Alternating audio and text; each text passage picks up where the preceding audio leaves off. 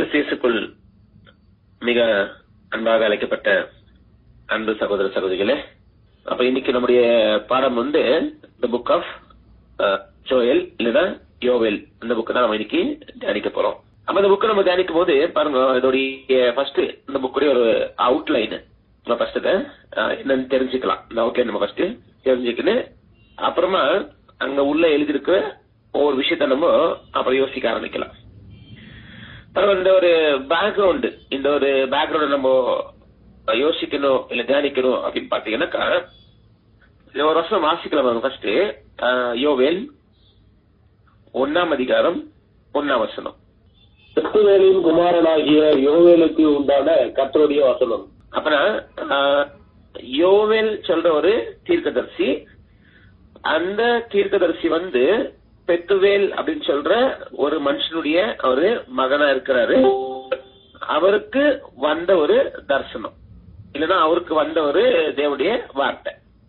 அதான் நம்ம இன்னைக்கு ஒண்ணுன்னா என்ன பண்ணலாம், படிக்க போலாம். இந்த ஒரு யோவேல் எந்த கோத்திரத்துக்கு அவரு ஒரு தீர்க்கதரிசியா இருக்கிறாரு அப்படின்றதான் ஃபர்ஸ்ட் ஒரு கேள்வி. அவர் எந்த கோத்திரத்துக்கு அவரு? அப்ப ஒரு பக்கம் 10 கோத்திரம் இருக்குது, ஒரு பக்கம் 2 கோத்திரம் இருக்குது. இது ரெண்டுல எந்த கோத்திரத்துக்கு உண்டான ஒரு தீர்க்கதரிசி அவரு?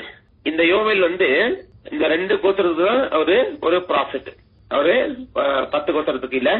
அப்ப வந்து ஒரு 2 ட்ரைபுக்கு தான் அவர் ஒரு ப்ராஃபிட்டா இருந்திருக்கிறாரு.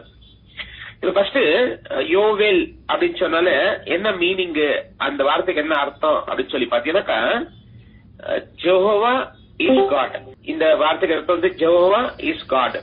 யோவேல் என்னக்கா இதுல ஒரு விசேஷம் என்ன அப்படின்னு பாத்தீங்கன்னாக்கா, இதே மாதிரி ஒரு அர்த்தத்துல இன்னொருத்தருக்கும் ஒரு பேர் இருக்குது. இதே மாதிரி அர்த்தத்துல இன்னொருத்தருக்கு ஒரு பேர் இருக்குது. ஆனா அந்த நபருடைய பேர் வந்து இவருடைய பேருக்கு ரிவர்ஸா இருக்கும். இப்போ யோவேல் அப்படின்னாக்கா ஜெகோவா இஸ் காட், இதுதான் யோவேலுக்கு அர்த்தம். அதே மாதிரி இதே பைபிள்ல இன்னொரு தீர்க்கதரிசிக்கு ஒரு பேர் இருக்குது, ஒரு ப்ராஃபெட். அவருக்கு ஒரு பேர் இருக்குது. அந்த பேருடைய அர்த்தம் நீங்க பாத்தீங்க அப்படின்னாக்கா, இந்த யோவேலுக்கு ஆப்போசிட், அது அப்படியே ஆப்போசிட்டா இருக்கும். இங்க யெகோவா இஸ் காட் அப்படின்னாக்கா அங்க என்ன இருக்கும்னாக்கா, காட் இஸ் ஜெகோவா அப்படி இருக்கும். ஜஸ்ட் யாரு அந்த ப்ராஃபெட் யாரு அப்படின்னாக்கா, எலியாவுடைய பேர் நீங்க பாத்தீங்க அப்படின்னாக்கா, எலியாவுடைய பேருடைய மீனிங் நீங்க பார்க்கும்போது அந்த பேர் இப்படிதான் சொல்லும். என்ன அப்படின்னா, God my God is Jehovah அப்படின்னு சொல்லும். அப்படின்னா யோவேலுடைய ஆப்போசிட் எலியாவுடைய பேரும் யோவேலுடைய பேரும் ரெண்டுமே அர்த்தம் வந்து ஆப்போசிட் இருக்கும். இதுல இன்னொரு விஷயம் நம்ம என்ன யோசிக்கலாம், இல்ல என்ன நமக்குள்ள ஒரு தாட் கொண்டு வரலாம் அப்படின்னு பாத்தீங்கன்னாக்கா, ஏன் இந்த காலகட்டத்துல தேவன் வந்து இந்த யோவேல் அப்படின்னு சொல்ற ஒருத்தரை ஏன் யூஸ் பண்ண வேண்டிய ஒரு காரணம் என்ன? அப்பனா நம்ம ஆல்ரெடி இதை படிச்சிருக்கிறோம். எப்பயுமே தேவன் ஒரு ப்ராஃபிட்ட யூஸ் பண்ணும் போது, இல்ல அந்த ப்ராஃபிட் அவர் தெரிந்து கொள்ளும் போது, கண்டிப்பா தேவன் எந்த வேலை அவருக்கு கொடுக்க போறாரோ, இல்ல என்ன வேலை செய்ய போறாரோ, அந்த வேலைக்கும் அந்த பேருக்கும் கண்டிப்பா சம்பந்தம் இருக்கிற மாதிரி தான் மேக்சிமமா இருக்கிற ப்ராஃபிட்ஸ்க்கு தேவன் வந்து செலக்ட் பண்ணிருக்கிறாரு. அதாவது எல்லா ப்ராஃபிட்ஸ் இல்ல, ஆனா மேக்சிமமான ப்ராஃபிட்ஸ்க்கு வந்து இந்த மாதிரி மீனிங்ல தான் செலக்ட் பண்ணப்பட்டிருக்கிறாங்க. அடுத்தது வந்து இந்த யோவேலுடைய காலகட்டம், எந்த காலகட்டத்துல இந்த ஒரு பக்தன் வந்து இல்ல இந்த ஒரு ப்ராஃபிட் வந்து தேவனே யூஸ் பண்ணிருக்கிறாரு அப்படின்னு சொல்லி பார்க்கும்போது, இதுக்கு 2 விதமான கருத்து இருக்குது. ஹிஸ்டாரிக்கலாவே 2 விதமான கருத்து கொடுக்கறாங்க. அந்த 2 விதமான கருத்தை நம்ம படிச்சுட்டு நம்ம ஒரு கன்க்ளூஷனுக்கு வரலாம். இது எப்போ எழுதியிருக்கலாம், இளையறக்குரிய இந்த யோவேலு எப்போ ஒரு தீர்க்கதரிசனம் அவரு உரைத்திருக்கலாம், அதை நம்ம கொஞ்சம் கிளியரா கண்டுபிடிச்சிடலாம். அப்ப அதுல கொடுக்கிற டேட் நீங்க பாத்தீங்க அப்படின்னாக்கா 2 விதமா பேசப்படும். ஒன்னு ப்ரீ எக்ஸைல் அப்படின்னுவாங்க, ப்ரீ எக்ஸைல் இல்லைன்னா போஸ்ட் எக்ஸைல் அப்படின்னுவாங்க. அப்படின்னா என்ன மீனிங் அப்படின்னாக்கா, இந்த இஸ்ரேல் ஜனங்கள் இல்லைன்னா யூதா ஜனங்கள் கூட எடுத்துக்கலாம். நீங்க இங்க அடிமைக்கு போறதுக்கு முன்னாடி யோவேல் எழுதியிருக்கிறாருன்னு ஒரு கூட்டத்தார் சொல்றாங்க. இன்னொரு கூட்டத்தார் வந்து இவர் வந்து அடிமைக்கு போனதுக்கு அப்புறமா இவரு எழுதியிருக்கிறாரு அப்படின்னு இன்னொரு கூட்டத்தார் சொல்றாங்க. அப்ப இந்த 2 விதமான கருத்து அங்க இருக்குது. அப்ப இந்த 2 விதமான கருத்து இருக்கும் போது இப்போ இவரு எப்போ எழுதியிருப்பாரு, இல்ல எந்த காலகட்டம், அந்த காலகட்டத்தில் இருக்கிற ஒரு சந்தர்ப்ப சூழ்நிலைகள் என்னென்ன, அது என்ன பண்ணணும் நம்ம கொஞ்சம் படிச்சாகணும். அது படிக்கும் போது நமக்கு கொஞ்சம் கிளியரா ஒரு விஷயம் நமக்கு புரிய வரும். அப்ப எந்த காலகட்டம் அப்படின்னாக்கா, இப்ப ப்ரீ எக்ஸைல் அப்படின்னு சொல்றவங்க இந்த புக்க எங்க டேட் பண்றாங்க, எந்த டேட் பண்றாங்க அப்படின்னு பாத்தீங்கன்னாக்கா, அந்த காலகட்டம் நீங்க பாத்தீங்கன்னா 835 BC போடுறாங்க. 835 BCல யோவேல் எழுதி இருக்கலாம். இது ப்ரீ எக்ஸைல் கான்செப்ட்ல இருக்கிறவங்க. போஸ்ட் எக்ஸைல் இருக்கிறவங்க ஏறக்குறைய ஒரு 500ல என்ன பண்றாங்க, ஒரு 500ல இந்த ஒரு யோவேல் எழுதி இருக்கலாம்னு ஒரு 500க்குள்ள அவங்க சொல்றாங்க. எது போஸ்ட் எக்ஸைல் அப்படின்னு சொல்றாங்க. இப்ப நம்ம எப்படி கண்டுபிடிக்கலாம் அப்படின்னு சொல்லி பாத்தீங்கன்னாக்கா, யோவேல் எழுதக்கூடிய ஏதாவது தேவனுடைய வார்த்தைகள், தேவனுடைய வசனங்கள் இந்த ஒரு காலகட்டத்தை, இந்த காலத்தை காமிக்குமா, இல்லன்னா காமிக்கிற மாதிரி ஏதாவது அங்க எழுதப்பட்டிருக்குதா அப்படின்னு சொல்லி பாத்தீங்க அப்படின்னா, டைரக்டா எதுவுமே அப்படி எழுதப்படல. அப்புறம் நீங்க அந்த யோவேல் புக் படிச்சால இது எந்த காலகட்டம் அப்படின்னு கண்டுபிடிக்க முடியுமா அப்படின்னாக்கா, கண்டிப்பா கண்டுபிடிக்க முடியாது.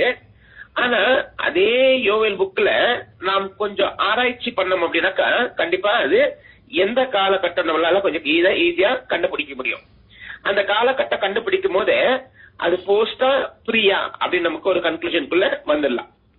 அப்பனா இப்போ எப்படி கண்டுபிடிக்கலாம், அப்படி கண்டுபிடிக்கிற மாதிரி எதாவது எழுதப்பட்டிருக்குதா அப்படின்னு சொல்லி பாத்தீங்கன்னாக்கா, பாருங்க இந்த ஒரு யோவேல் எழுதுற காலகட்டத்துல இவரு அட்ரஸ் பண்ணும்போது, அப்படியே அந்த வார்த்தைகளை அட்ரஸ் பண்ணும்போது எப்படி அட்ரஸ் பண்றாரு அப்படின்னு ஒரு விஷயம் யோசிக்கலாம். பாருங்க, ஒரு வசனம் வாசிக்கலாம். யோவேல் 1ஆம் அதிகாரம் 2ஆம் வசனம்.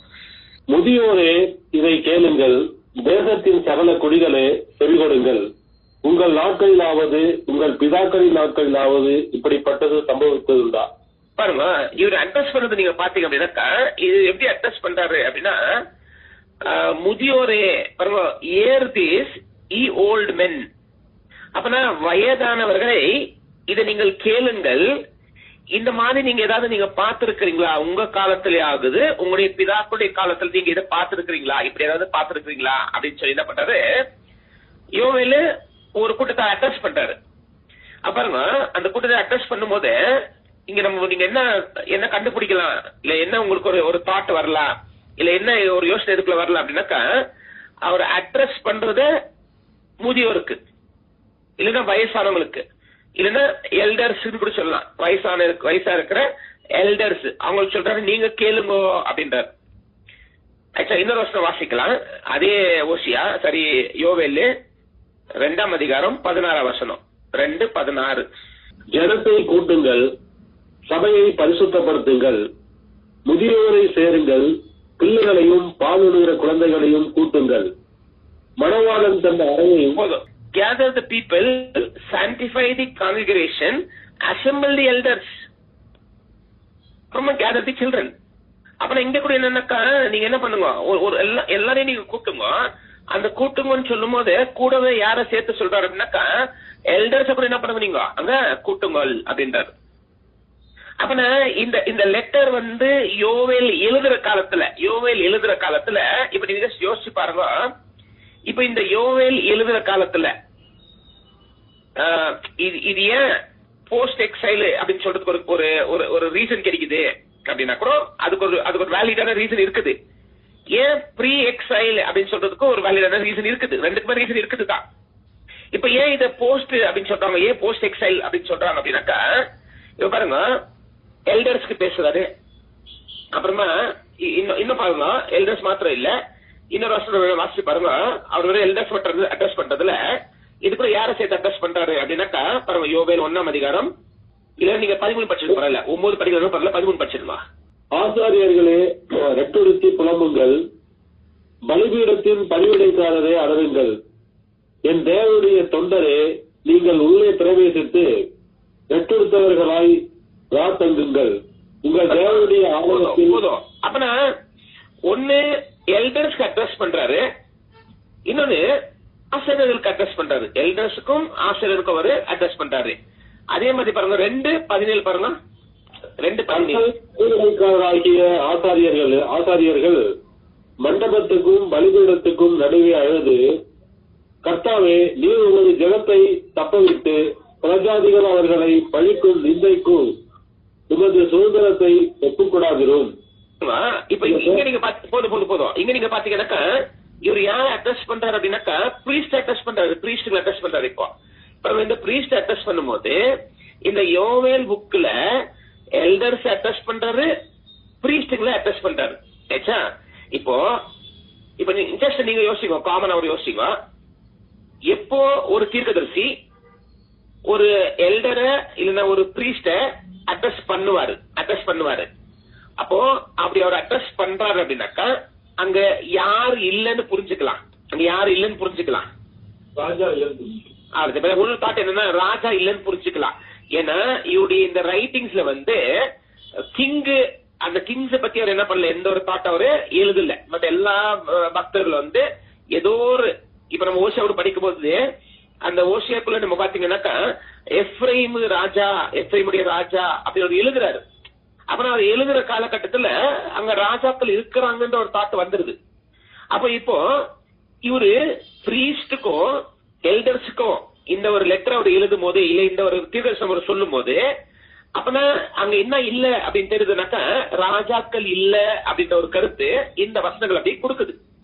இப்ப ராஜாக்கள் இல்ல அப்படின் போது எந்த காலகட்டம் அப்படின்னு நம்ம நார்மலா யோசிக்கும் போது, இப்ப நானே உங்களுக்கு கேட்கிறேன், ராஜாக்கள் இல்ல அப்படின்ற ஒரு விஷயம் இருக்கும் போது அவர் அட்ரஸ் பண்றது பிரீஸ்டுக்கும் எல்டர்ஸ்க்கும் அட்ரஸ் பண்ணும் போது எந்த காலகட்டம் இருக்கலாம்? ப்ரீ எக்ஸைலா, போஸ்ட் எக்ஸைலா? பாருங்க, அது ஆட்டோமேட்டிக் எது காட்டுதுனாக்கா போஸ்ட் எக்ஸைல் தான். அப்பனா இவங்க அடிமைத்தனத்துக்கு போனதுக்கு அப்புறமா இந்த ஒரு யோவேல எழுதி இருக்கலாம் அப்படின்னு தான் இந்த தாட்டு காமிக்குது. ஆயிடுச்சா? இப்போ இதே தாட்டை நம்ம பாருங்க திருப்ப யோசிச்சு பார்க்கலாம்.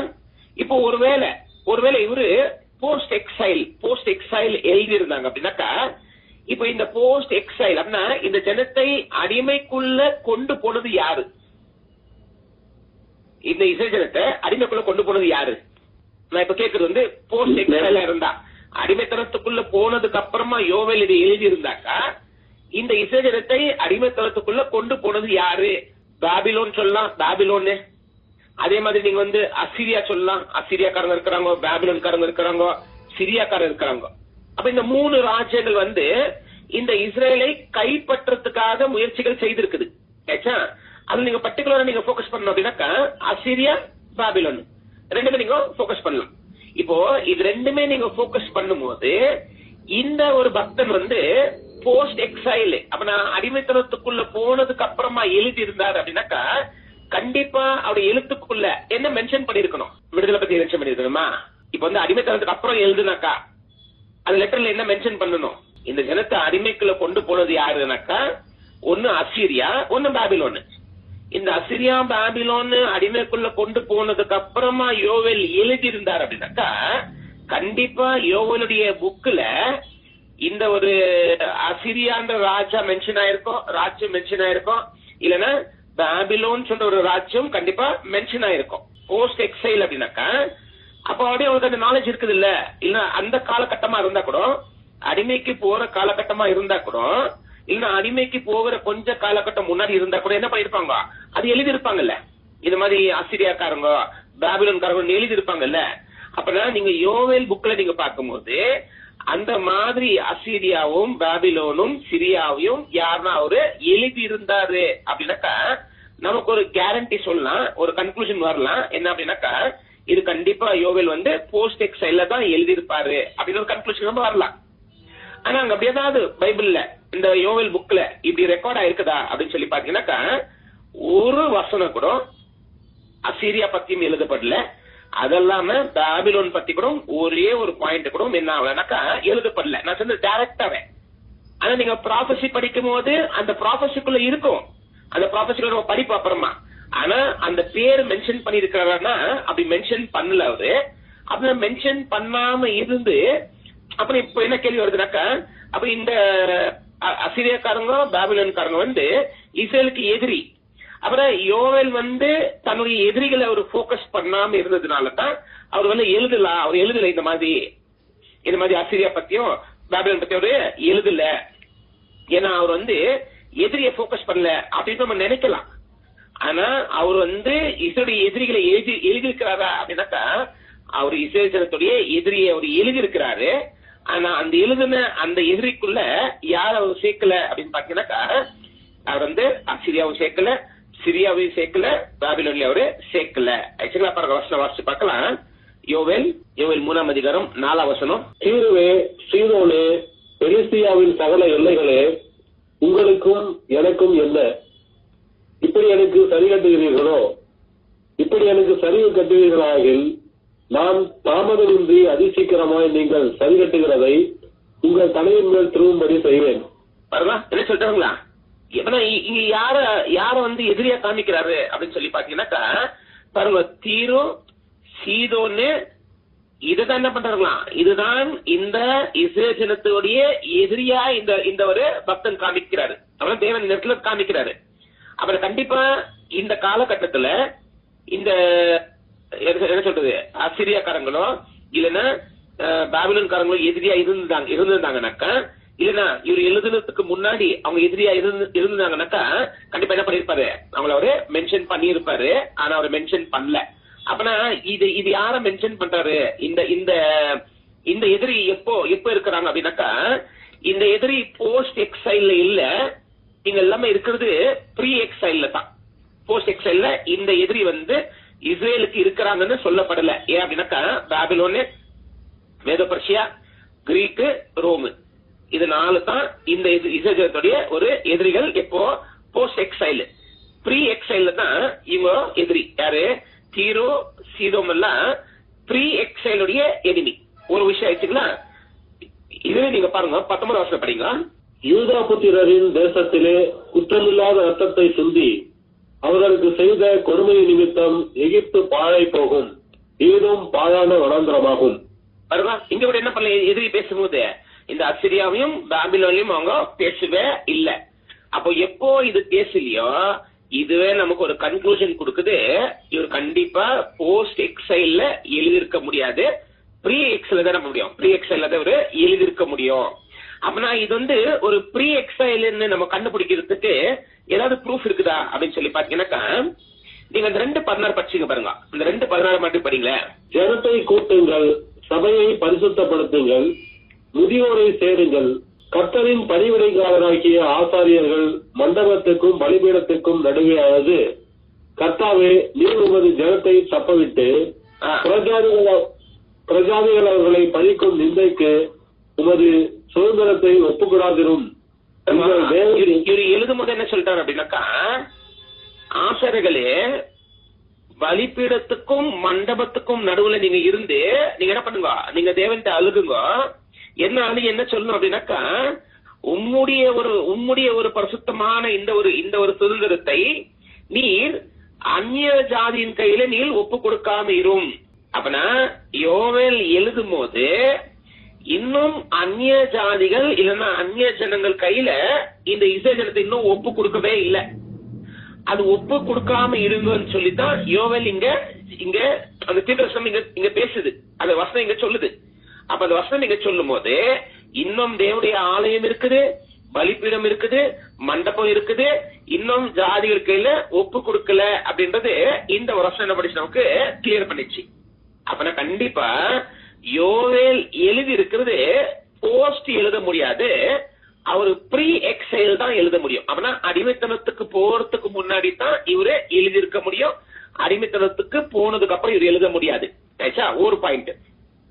இன்னொன்னு பாருங்க, இந்த மைனர் ப்ராஃபிட்ஸ், மேஜர் ப்ராஃபிட்ஸ் அப்படி நம்ம போட்டிருக்கோம்ல, நம்ம அதே லாஸ்ட் டைம் கன்க்ளூட் பண்ணிட்டோம். நம்ம சொல்லிட்டோம், தேவனுடைய பார்வையில யாரும் மேஜர் இல்ல, யாரும் மைனர் இல்ல. ஆனா இந்த என்ன சொல்லனா, கொலானியல், இந்த கொலானியலுடைய ஒரு டிசிஷன் தான் அது. இப்ப கொலானியல் அப்படின் போது ஒரு கூட்டம் உட்கார்ந்து அந்த கூட்டம் தீர்மானிச்ச ஒரு தீர்மானம் தான் மைனர் மேஜர். அப்பனா இந்த கொலானியலுடைய ஒரு டிசிஷன் மேல மைனர் ப்ராஃபிட்ஸ் சொல்லப்படுற இந்த ப்ராஃபிட்ஸ்குள்ள யாரு அர்லியஸ்ட் ப்ராஃபிட், யார் ரொம்ப அர்லியஸ்ட் ப்ராஃபிட் அப்படின்னு சொல்லி பாத்தீங்கன்னாக்கா, ஒண்ணு இந்த யோவேல், இவர்தான் அர்லியஸ்ட். இவருக்கு அர்லியஸ்ட் ப்ராஃபிட் யாரு அப்படின்னாக்கா ஓபதியா. ஓபேதியா வந்து இவருக்கு முன்னாடி, நான் சொல்றது பெரிய ப்ராஃபிட்ஸ் இல்ல, மைனர் ப்ராஃபிட்ஸ்ல வந்து தி ஓல்டஸ்ட் யாருனாக்கா ஓபேதியா. ஒபேதியாக்கு அப்புறமா வருது யாருனாக்கா யோவேல் தான். மத்த எந்த ப்ராஃபிட் வந்து இந்த காலகட்டத்தில் வரல, இவங்க மத்தவங்க எல்லாருமே அப்புறம் தான். இப்ப ஓசியா நீங்க எடுத்துக்கிட்டீங்கன்னாக்கா பிஃபோர் எக்ஸைல், ஆமோஸ் எடுத்துக்கிட்டீங்கன்னாக்கா பிஃபோர் எக்ஸைல், இவங்கள பிஃபோர். அப்பனா ஓசியாக்கும் ஆமோஸுக்கும் முன்னாடி தான் யாரு அப்படின்னு பாத்தீங்கன்னாக்கா இந்த ஒரு யோவேல். யோவேலுக்கு முன்னாடி யாருனாக்கா ஓபதியா. புரியுதுங்களா? இது வந்து அந்த டைம் லைன். இப்போ இவர் வந்து யாரு, யோவேல் வந்து ஆமோஸுக்கும் ஓசியாக்கும் முன்னாடி. ஆனா யோவேல் எழுதுறத யோவேலுக்கு அப்புறம் வந்திருக்கிற ஆமோஸ் கூட எழுதுறாரு. அதே விஷயத்த ஆமோஸ் கூட எழுதுறாரு. ஆனா ரெண்டு ரைட்டருக்கு இருக்கிற வித்தியாசம் என்ன அப்படின்னு ஒரு விஷயம் நம்ம படிக்கலாம் பாருங்க. ஃபர்ஸ்ட் யோவேல் எழுதுறத ஆமோஸ் எழுதுறாரு. ரெண்டு பேரும் ஒரே காலத்துல பக்தர்கள் அல்ல, ஒரே காலத்துல தீர்க்கதரிசி அல்ல அவங்க. ஆனாலும் என்ன சொல்லலாம், ரெண்டு பேருக்கும் ஒரு காலகட்ட டிஃபரன்ஸ் இருக்குது. இப்ப நீங்க வந்து ஓசியாவை நீங்க எடுத்துக்கிறீங்க அப்படின்னாக்கா அவர் வந்து ஒரு 700 போடுவாங்க, 730, 736 அப்படி போடுவாங்க. இவரை வந்து 835. அப்படின்னா ஆல்மோஸ்ட் ரெண்டு பேருக்கு 60-70 இயர்ஸ் டிஃபரன்ஸ் இருக்குது. 20 வருஷம் கிட்ட வித்தியாசம் இருக்குது ரெண்டு பேருக்குமே. அப்ப நீங்க பாருங்க, இப்போ யோவேல் எழுதுறத ஆமோஸ் எழுதுவாரு. ஆனா ஆமோஸ் எழுதுறது யோவேல் எழுதுறது இல்ல. என்னன்னு படிக்கலாம் பாருங்க ஒரு விஷயத்த. வசனம் வாசிக்கலாம். யோவேல் 3ஆம் அதிகாரம் 16ஆம் வசனம். யோவேல் 3:16. கர்த்தர் சீயோனிலிருந்து கர்ஜித்து எருசலேமிலிருந்து சத்தமிடுவார். வானமும் பூமியும் அதிரும். ஆனாலும் கர்த்தர் தமது ஜனத்துக்கு அடைக்கலமும் இஸ்ரவேல் புத்திரருக்கு அரணான கோட்டையுமா இருப்பார். பாருங்க என்ன சொல்லிட்டாங்களா, தேவன் வந்து சீயோன்ல இருந்து தன் சத்தத்துல கதறுவாருங்களாம், இவில் ரோருங்களாம்.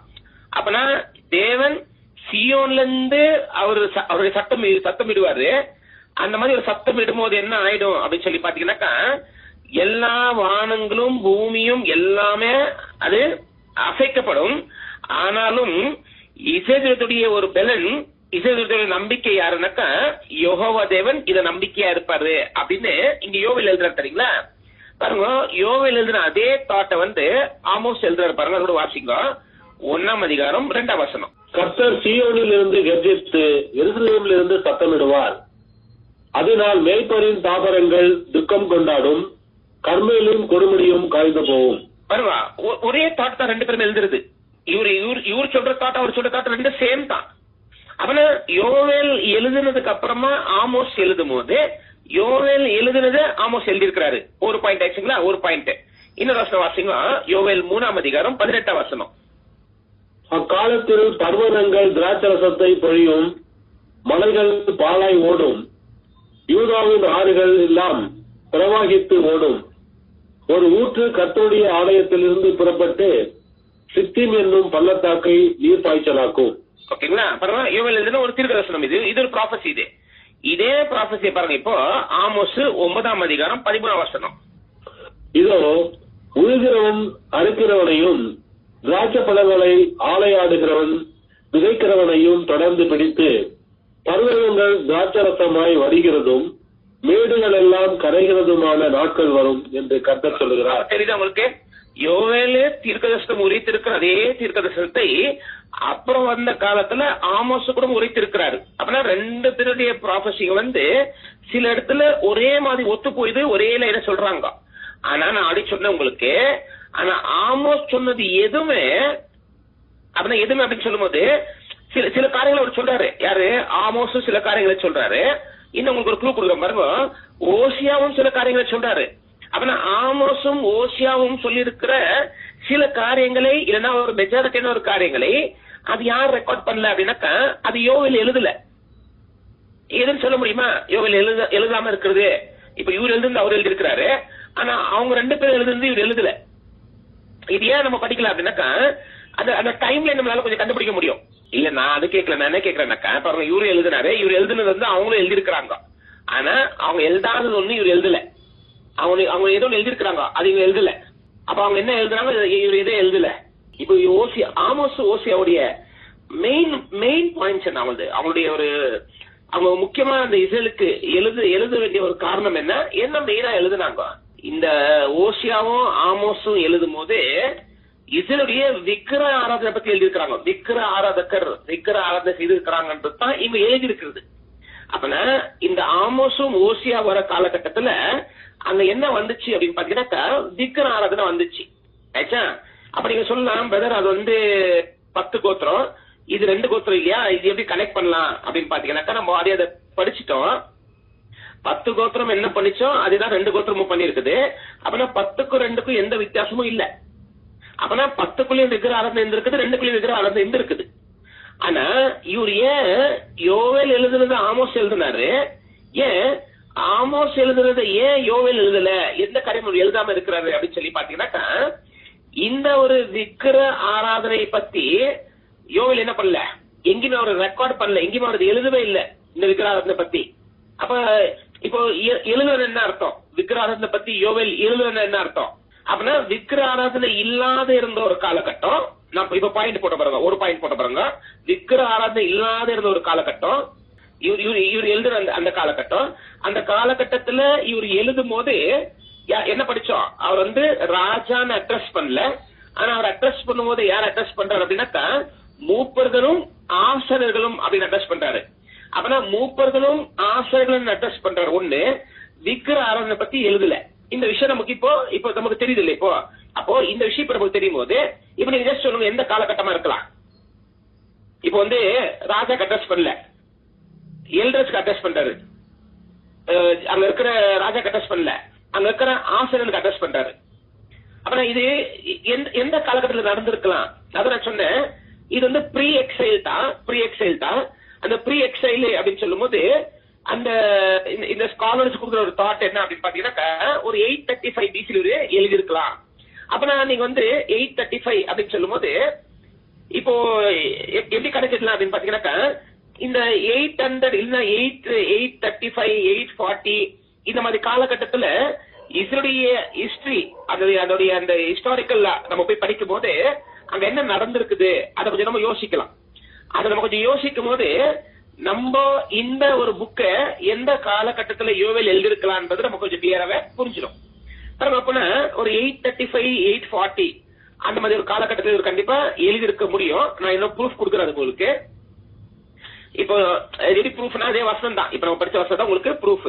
அப்ப பாருங்க, இப்போ இந்த 835 840 என்ன ஆயிடுச்சு, இல்ல எந்த காலகட்டம் அப்படின்னு பார்க்கும்போது நமக்கு எல்லாருக்குமே தெரியும் அத்தாலியான்னு ஒரு ராணி இருந்துச்சு. இஸ்ரேல ஆளுகை பண்ண ஒரு அத்தாலியான்னு ஒரு லேடி இருந்துச்சு.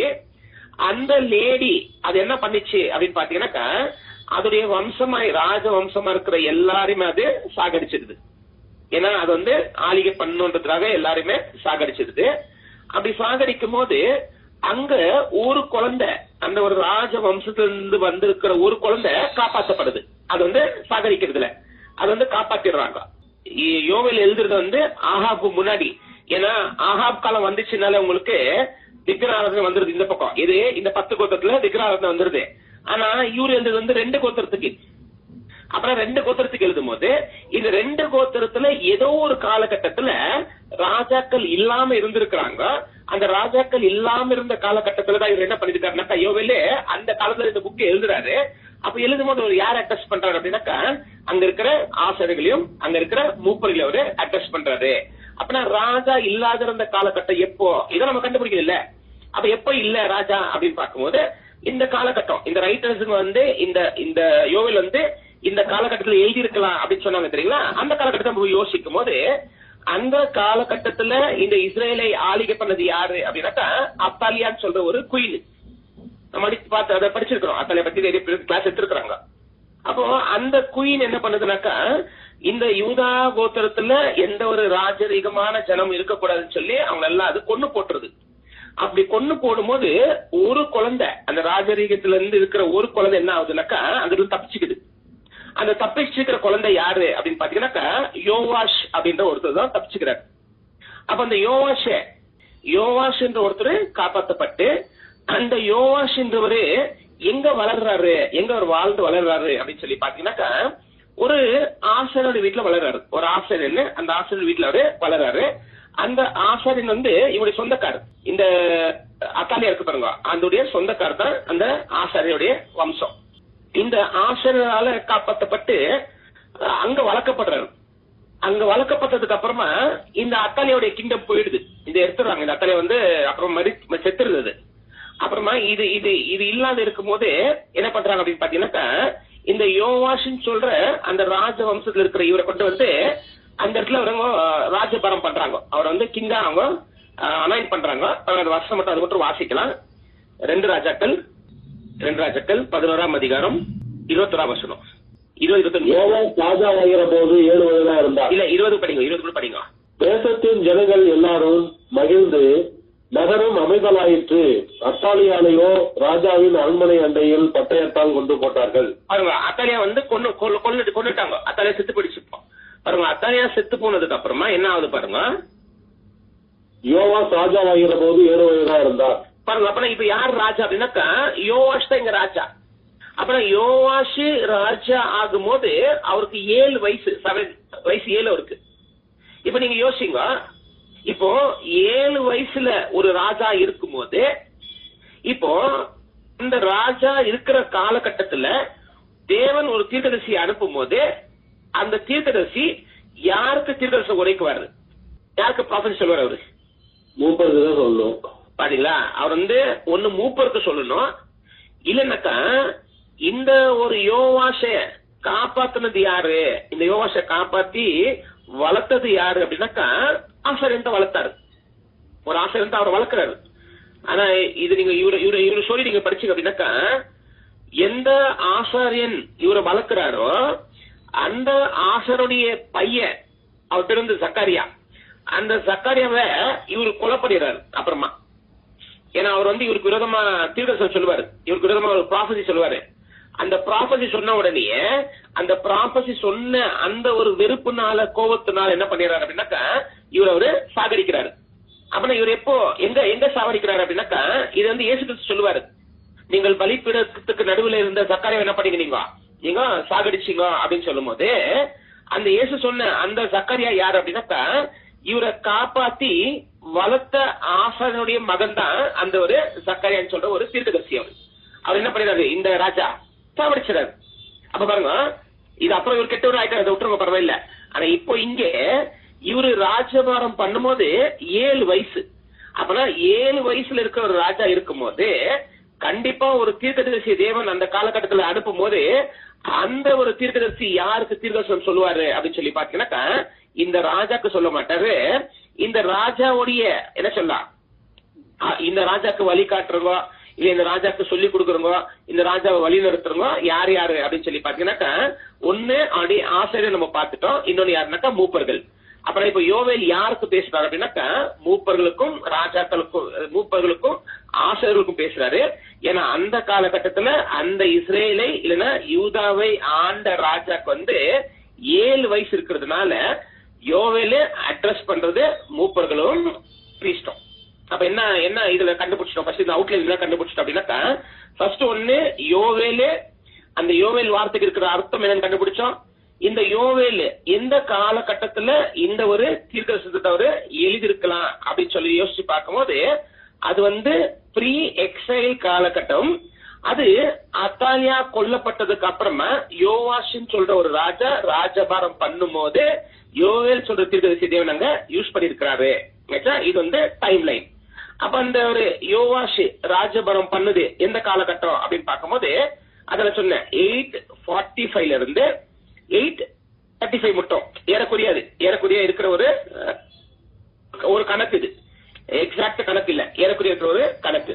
ஏன்னா சில பேர் என்ன இது பண்றாங்க அப்படின்னு பாத்தீங்கன்னாக்கா, இந்த ஒபேதியா வந்து 845க்கு முன்னாடி அப்படின்னு எழுதுறாங்க. அவர் வந்து ப்ராஃபஸி பண்ணது வந்து 840 பிஃபோர் 845 அப்படின்றாங்க. அப்பனா அத்தாலியா அங்க ரூல் பண்ணு, அது ஒரு 7 years இது பண்ணு. அத்தாலியா ஒரு 7 வருஷம் ரூல் பண்ணு. அப்ப நீங்க அப்படியே 845 நீங்க போட்டீங்க அப்படின்னாக்கா ஒரு 7 years போட்டீங்கன்னாக்கா ஆல்மோஸ்ட் உங்களுக்கு நான் சொல்ற டேட்டு கிட்ட வந்துருது. அப்பனா அந்த காலகட்டத்தில் தான் இந்த ஒரு யோவேல் வந்து தீர்க்கதரிசனம் அவரு உரைத்திருக்கிறாரு. ஆச்சா, இது ஒண்ணு.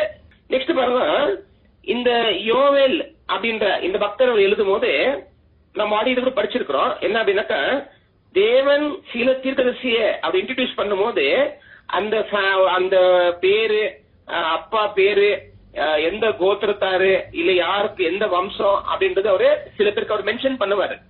ஆனா சில பேருக்கு அவர் மென்ஷன் பண்றது இல்ல. அந்த மாதிரி மென்ஷன் பண்ணப்படாத இருக்கிற ப்ராஃபெட்ஸ் மாதிரி பார்த்துட்டோம். அகாய மென்ஷன் பண்ணல, ஓசியாவை மென்ஷன் பண்ணல, அதே மாதிரி யோவேல் அவரு மென்ஷன் பண்ணல. அப்ப அப்பா யாருன்னு சொன்னாரு, ஆனா என்ன சொல்ல அப்படின்னாக்கா எந்த ஜனம் எந்த கோத்திரம் அதை அவரு அங்க சொல்லவே இல்ல. அப்ப ஏன் தேவன் அந்த மாதிரி சொல்றாரு அப்படின்ற மாதிரி பழைய கிளாஸ்ல படிக்கும் போது ஜஸ்ட் ஒரு ரிமைண்டர். அப்ப தேவன் ஏன் அப்படி சொல்றாரு அப்படின்னு சொல்லி பாத்தீங்கன்னாக்கா பாருங்க, ஒரு இப்போ எக்ஸாம்பிள் அவர் ஜக்காரியா பத்தி எழுதுறாரு. தேவன் ஜக்காரியா பத்தி ஒரு அந்த ஜக்காரியா புக் எழுதும் போது அந்த ஜக்காரியா பத்தி எல்லா டீட்டெயில் அவர் கொடுத்துறாரு. அவர் யாரு, எந்த வம்சம் கொடுத்துறாரு. எஸ்ரா பத்தி எழுதும்போது கொடுத்துறாரு. அந்த மாதிரி நிறைய தீர்க்கதரிசியுடைய பேர் என்ன இருக்குது, வித் ரெக்கார்ட் வந்துருது. அப்புறம் என்ன அர்த்தம் அப்படின்னாக்கா டிஃபால்ட்டா ஜக்காரியாவும் எஸ்ராவும் டிஃபால்ட்டாவே ஒரு பக்தியான என்ன பண்ணுறாங்க, ஒரு பக்தியான ஒரு ஃபேமிலி, ஒரு பிரீஸ்ட் ஃபேமிலி அவங்க எல்லாருமே. அப்பனா ஒரு பிரீஸ்ட் ஃபேமிலில இருந்து ஒரு தேவனுக்கு ஒரு வேலை செய்யறது இல்ல தேவனுக்காக வாழ்றது அப்படின்றது ஒரு பெரிய காரியமே இல்ல. அது ஒரு பெரிய விஷயமே இல்ல. அது ஏன்னாக்கா என்ன இருக்குது, அவங்களுக்கு இன்ஹெரிட்டன்ஸாவே அந்த ஒரு பிளெஸிங் அவங்களுக்கு கிடைச்சிருது. அப்ப கிடைக்கிறதுனால அது ஒரு கிரேட் அட்வான்டேஜ் அவங்களுக்கு. அப்பனா அந்த மாதிரி அட்வான்டேஜ் இருக்கிறவங்க தேவனுக்குள்ள வருது அப்படின்றது ரொம்ப கஷ்டமான காரியம் இல்ல. அவங்க சுலபமா வேணா பண்ணலாம், தேவனுக்குள்ள வந்துடலாம் ஆச்சுங்களா. ஆனா இதுல யார் ரொம்ப கஷ்டம் அப்படின்னாக்கா இந்த தேவனுக்குள்ள இல்லாத இருந்தவர்கள் அப்படின்னா, அப்ப இஸ்ரவேல் தேவனுக்குள்ள இல்லையா அப்படின்னாக்கா அதுதான் சொல்லல. ஆசிரியர்கள் ராஜாக்கள் அல்லாம மத்த காமன் ஜனங்கள் அவ்வளவு தேவன்கிட்ட க்ளோஸ் இல்ல. அப்படி தேவன்கிட்ட நெருக்கம் இல்லாம இருக்கிற தீர்க்கதரிசிகள் யாராவது ஒருத்தர் தேவனுக்காக வாழ்றதுக்காகவும் தேவனுடைய நியாயத்துக்குள்ள கரெக்டா நடந்து தேவன் மேல ஒரு வைராக்கியம் கொண்டு இருந்தாங்க அப்படின்னாக்கா அந்த மாதிரி ஆட்கள் என்ன பண்றாங்களா செலக்ட் பண்ணி யூஸ் பண்ண ஒரு நபர் தான் இந்த ஒரு யோவேல். அவருக்கு என்ன இல்ல, எந்த ஒரு ஃபேமிலி பேக்ரவுண்ட் இருக்கு இல்ல. இப்ப இந்த ஒரு யோவேல் யாரு, எந்த கோத்திரம் நம்ம கண்டுபிடிக்கவே முடியாது. ஏன் கண்டுபிடிக்க முடியாது அப்படின்னாக்கா அது எங்கேயுமே ரெக்கார்ட் பண்ணப்படல, அது எங்கேயுமே எழுதப்படல. அப்ப எழுதப்படாம இருக்கிறதுனால நம்ம கண்டிப்பா என்ன பண்ண முடியாதுனாக்கா அது டீகோட் பண்ண முடியாது. ஏன்னா எழுதல, எழுதிதான் பண்ணிருக்கலாம். அது ஏதாவது சொல்லப்பட்டிருந்துச்சுனாக்க நம்ம டீகோட் பண்ணிருக்கலாம். ஆனா அது எங்கேயுமே எழுதப்படல. இது எழுதி இருக்குது எந்தெந்த காலத்துல எழுதி இருக்குதுனாக்கா போஸ்ட் எக்ஸைல் எழுதி இருக்குது. ஆனா ப்ரீ எக்ஸைல்ல இந்த மாதிரி பேரு எழுதப்படல. இந்த மாதிரி பெத்துவேல் அப்படின்ற பேரு எழுதப்படல. நெக்ஸ்ட் பெத்துவேல் அப்படின்னா என்ன அர்த்தம்னாக்கா அந்த பெத்துவேல் யாருன்னாக்கா இந்த யோவேலுடைய அப்பா ஆக்சுவலா. இந்த பெத்துவேல் அப்படின்ற வார்த்தைக்கு என்ன அர்த்தம் அப்படின்னு பாத்தீங்கன்னாக்கா enlarged of God. பெத்துவேல் அப்படின்னாக்கா enlarged of God ஆக்சுவலா. அப்ப நீங்க இப்படி யோசிங்க, enlarged of God பெத்துவேல். இந்த பெத்துவேலுடைய மகன் யோவேல். அப்புறம் என்ன, யெகோவா இஸ் காட். இன்னும் ஒரு சிம்பிளஸ்ட் ஃபார்ம் ஆஃப் அண்டர்ஸ்டாண்டிங் என்ன அப்படின்னு பாத்தீங்கன்னாக்கா பெத்துவேல் அப்படின்னாக்கா விஷன் ஆஃப் காட், தேவனுடைய ஒரு தரிசனம். இதுதான் தரிசனம், தேவனை குறித்திருக்கிற தரிசனம். அப்புறம் தேவனை குறித்திருக்கிற தரிசனம், அந்த தரிசனத்துக்கு பிறந்திருக்கிற யோவேலே யெகோவா தேவன் அப்படின்றார். Jehovah is God. அப்பனா யோவேல் காமிக்கிற இந்த ஒரு தரிசனங்கள், இந்த ஒரு தீர்க்க தரிசனங்களா இருக்கட்டும், இங்க காமிக்கிற தரிசனங்களா இருக்கட்டும், இது எல்லாமே எதை காமிக்குது இல்ல எதை நோக்கி அதை கொண்டு போகுது அப்படின்னு பாத்தீங்கன்னாக்கா யெகோவா தான் தேவன் அப்படின்ற ஒரு மீனிங் என்ன பண்ணுது இந்த ஒரு யோவேல் புக்கு கொண்டு போகுது. அப்படின்னா மொத்த யோவேல் புக்ல இருக்கிற எல்லா தரிசனம் அது எங்க லீட் பண்ணுது அப்படின்னாக்கா யெகோவா இஸ் காட் ஆக்சுவலா. அப்ப இது இந்த புக்குடைய ஒரு அவுட்லைன் ஆக்சுவலா. இப்ப நம்ம என்ன பண்ணலாம், இந்த புக்குல இருக்கிற மேட்டருக்கு போலாம். என்ன மேட்டர் இதுக்குள்ள இருக்குதுன்னு சொல்லி போலாம். பாருங்க வாசிங்க. யோவேல் 1ஆம் அதிகாரம் 2ஆம் வசனம். முதியோரே இதை கேளுங்கள், தேசத்தின் சகல குடிகளே செவி கொடுங்கள். உங்கள் நாட்களிலாவது உங்கள் பிதாக்களின் நாட்களிலாவது இப்படிப்பட்டது சம்பவித்ததுண்டா? பாருங்க அப்போ என்ன கேட்கிறாரு இல்ல என்ன சொல்றாரு இல்லன்னா தேவன் யோவேல் மூலமாய் கொண்டு வந்த வார்த்தை என்ன அப்படின்னு சொல்லி பாத்தீங்கன்னாக்கா அங்க இருக்கிற மூப்பர்கள் சொல்றாரு, மூப்பர்களே இல்லன்னா வயதான மனிதர்களே இதை நீங்கள் கேளுங்கன்றார். இதை நீங்கள் கேளுங்கள். அதே போல எருசலேம்ல குடியிருக்கிற ஜனமே நீங்க எல்லாரும் இதை நீங்கள் கேளுங்கள். என்ன கேட்கணும் அப்படின்னு பாத்தீங்கன்னாக்கா, ஏதோ ஒண்ணு சம்பவிக்க போகுது, ஏதோ ஒண்ணு நடக்க போகுதுங்களா. அப்ப என்ன சொல்றாருனாக்கா, இந்த நடக்க போறதை என்ன சொல்றாருங்களா, நீங்க யாராவது உங்க காலத்திலும் இல்லைன்னா உங்க பிதாக்களின் காலத்திலும் நீங்க கேட்டிருக்கிறீங்களா, இல்லைன்னா இது நீங்க பார்த்திருக்கிறீங்களா? அப்புறம் என்ன ஆக போகுது, யோவேலு ஏதோ ஒரு வார்னிங் என்ன பண்றாரு, இப்போ ஏதோ ஒரு வார்னிங்க இங்க இருக்கிற இந்த யூதா ஜனத்துக்கு கொடுக்கறாரு. அது என்ன மாதிரி ஒரு வார்னிங் அப்படின்னு சொல்லி பாத்தீங்கன்னாக்கா, இந்த யூதால அந்த தலைவரில் இருக்கிறவங்க யாருமே அந்த ஒரு வார்னிங் அந்த மாதிரி ஒரு காரியத்தை அவங்க பார்த்ததில்ல. அதே மாதிரி அவருடைய பிதாக்கள் யாருமே அந்த மாதிரி காரியத்தை அவங்க பார்த்ததில்ல. அப்ப நம்ம நல்லா தெரியும், டைம் கண்டுபிடிச்சிட்டோம். இப்ப இந்த டைம்ல இப்ப யோவேல் சொல்ற இந்த காரியங்கள் இந்த டைமுக்கு பின்னாடி நடந்திருக்குதா அப்படின்னு பாத்தீங்கன்னாக்கா நடந்தது இல்ல. அப்ப என்ன ஆகல, எந்த பிதாக்களும் இந்த அனுபவத்துக்குள்ள இல்ல. எந்த அனுபவத்துக்குள்ள, இப்ப யோவேல் சொல்ற அனுபவத்துக்குள்ள இந்த இசைஜனங்கள், அந்த காலத்துல இருந்த இசைஜனத்துடைய பிள்ளைகள், பிதாக்கள் பிள்ளைகள் ரெண்டு பேருக்குமே யோவேல் காமிக்கிற இல்ல யோவேல் சொல்ற இந்த தீர்க்க தரிசனத்துடைய அறிவும் இல்ல, அனுபவம் இல்ல, பார்த்ததும் இல்ல. அப்ப என்ன நடக்க போகுது, எதை பத்தி பேசுறாரு இவரு அப்படின்னு சொல்லி பாத்தீங்கன்னாக்கா பாருங்க. நெக்ஸ்ட் நம்ம திரும்ப டீடைல் பண்ணுவோம், ரெண்டாம் வருஷம் டீடைல் பண்ணுவோம். ஃபர்ஸ்ட் என்ன சொல்றாரு என்ன பண்ணலாம், 2-3 படிச்சலாம். ஜஸ்ட் 3 நாள் படிச்சலாம் என்ன சொல்றாருன்ட்டு. இதன் செய்தியை உங்கள் பிள்ளைகளுக்கு தெரிவியுங்கள், இதை உங்கள் பிள்ளைகள் தங்கள் பிள்ளைகளுக்கும் அவர்கள் தங்கள் பிள்ளைகளுக்கும் சந்ததியாருக்கும் தெரிவிக்க கடவார்கள். என்ன சொல்றாருனாக்கா, இது தலைமுறையாய் இந்த ஒரு விஷயம் சொல்லணுங்களாம்.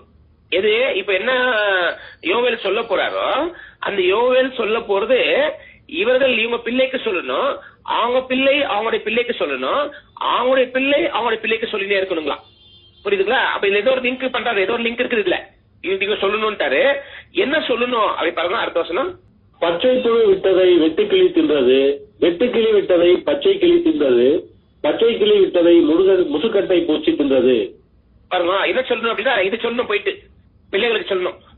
என்ன அப்படின்னாக்கா, பாருப்பா அப்புறம் சொல்ற அந்த பேரில் அப்புறம் சொல்றேன், இங்க இருக்கிற இங்கிலீஷ் பேர் நான் யூஸ் பண்ணிக்கிறேன்ப்பா. இது என்னங்களா, பாலர் ஹோம் ஒன்னு இருக்குதுங்களா, அது சாப்பிட்டு மிச்ச வச்சதை லோகஸ்ட் சாப்பிட்டுச்சுங்களா. லோகஸ்ட் சாப்பிட்டு மிச்ச வச்சத கேன்கர் ஹோம் சாப்பிட்டுச்சுங்களா. கேன்கர் ஹோம் சாப்பிட்டு மிச்ச வச்சத கேட்டர் பில்லர் சாப்பிட்டுச்சுங்களா. அப்ப இது இஸ்ரேல் இருந்த காலத்துல, அப்படின்னா யோவேல் எழுதுற காலத்துல இது நடக்கல, யோவேலுக்கு பின்னாடி காலத்திலும் இது நடக்கல. ஆனா யோவேலுடைய காலத்துல இருக்கிற ஜனங்கள் தன் பிள்ளைகளுக்கும் தன்னுடைய பிள்ளையுடைய பிள்ளைகளுக்கும் தன்னுடைய பிள்ளையுடைய பிள்ளைகளுக்கும் என்ன பண்ணுங்களாம், இந்த விஷயத்த சொல்லுங்களா. என்ன அப்படின்னாக்கா, இந்த மாதிரி இந்த பூச்சி சாப்பிட்டு வச்சுது, இந்த பூச்சி சாப்பிட்டு இருக்குது, மிச்சம் வச்சு இது சாப்பிட்டுச்சு, இது சாப்பிட்டு இது சாப்பிட்டாங்க, இது சாப்பிட்டாங்க. பாருங்க, இந்த சப்ஜெக்ட் நம்ம என்ன பண்ணிருக்கிறோம் அப்படின்னாக்கா, நம்ம ஒரு கன்வென்ஷன்ல இந்த சப்ஜெக்ட் கேட்டிருக்கிறோம். இந்த சப்ஜெக்ட் நம்ம கன்வென்ஷன்ல கேட்கும் போது அங்க சொல்லப்பட்டிருக்கிற கான்டெக்ஸ்ட் நெகட்டிவா பேசுது. அப்பனா இஸ்ரேலுக்கு ஒரு நெகட்டிவான காரியம் நடக்குதுன்னு பேசும்போது, இது யோவேல் சொல்ற காலம், அந்த யோவேல் காலத்துக்கு அப்புறம் நடக்க போற காலமா இருக்கும் போது இந்த விஷயம் எங்க நிறைவேறிச்சு, எங்க இஸ்ரேலுக்கு ஒரு நெகட்டிவ் இந்த மாதிரி நிறைவேறிச்சு அப்படி தியானம் பண்ணாம, அப்படி படிக்காம இந்த வசனத்தை எப்படி எடுத்துட்டாங்க அப்படின்னாக்கா, இப்ப இஸ்ரேல் ரீகேதர் ஆச்சு பாருங்க. இஸ்ரேல் ரீகேதர் ஆனதுக்கு அப்புறமா இந்த வசனத்தை ரீகேதரிங் ஆஃப் இஸ்ரேலுக்கு இதை அப்ளை பண்ணிட்டாங்க. இதை நிறைய பேர் நம்ம கன்வென்ஷன்ல கேட்டிருப்போம். ரீகேதரிங் ஆஃப் இஸ்ரேலுக்கு இதை அப்ளை பண்ணிட்டாங்க. அப்புறம் ரீகேதரிங் ஆஃப் இஸ்ரேலுக்குள்ள அப்ளை பண்ணும்போது, ரீகேதரிங் ஆஃப் இஸ்ரேலுக்குள்ள பாசிட்டிவ், அது பாசிட்டிவ் என்ன அர்த்தம் அப்படின்னாக்கா, மிச்சம் இருக்குது, இன்னும் அதிகம் மிச்சம் ஆயிடுச்சு அப்படின்னா, கொஞ்சம் கூடினாங்க, கொஞ்சம் ஜாஸ்தி கூடினாங்க. இங்க அப்படி இல்ல வசனம். இங்க மிச்சம் இருக்கிறது இன்னொருத்தர் சாப்பிடுது, இன்னொன்னு சாப்பிட்டு மிச்சம் வச்சிருக்கிறது இன்னொன்னு சாப்பிடுது, இன்னொன்னு சாப்பிட்டு மிச்சம் வச்சிருக்கிறது இன்னொன்னு சாப்பிடுது. அப்பனா இது அழிவை காமிக்குது. யோவேல்ல பேசும்போது ஒரு அழிவை காமிக்குது. ஆனா அழிவை காமிக்கிற இந்த ஒரு கான்டெஸ்ட கொண்டு வந்து ரீகேதரிங் ஆஃப் இஸ்ரேலுக்கு நம்ம போட்டுட்டோம்னால டோட்டல் சப்ஜெக்ட் அவுட் ஆயிடும். டோட்டலாவே ராங் அது. அப்படி நம்ம என்ன ஏன்னாக்கா இது ஒரு டிஸ்ட்ரக்ஷன்.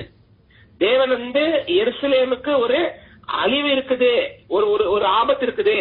இது என்ன காரணம் பேசுவாரு. இது ஏன் என்ன காரணத்தினால இந்த மாதிரி ஒரு அழிவு எந்த காரணத்தால் நடக்குது அது கூட அங்க சொல்லுவாரு.